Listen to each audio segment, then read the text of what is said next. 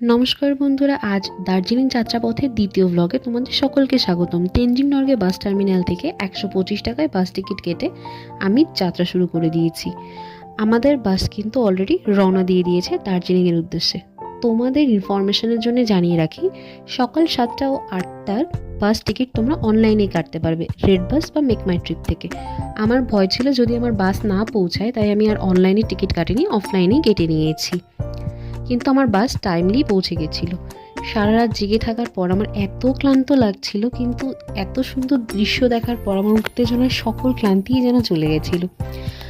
আচ্ছা, তোমাদের আরেকটি ইনফরমেশন এখানে দিয়ে রাখি, তোমরা যারা বাজেট ফ্রেন্ডলি ট্রাভেল করতে চাইছো তারা কিন্তু বাসটা প্রেফার করতে পারো।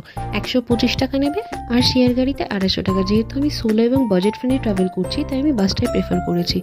এখন হবে যাত্রাপথে বিরতি, বাকিটুকু দেখাবো নেক্সট ব্লগে। সেই পর্যন্ত ভালো থেকো সবাই, রাধে রাধে।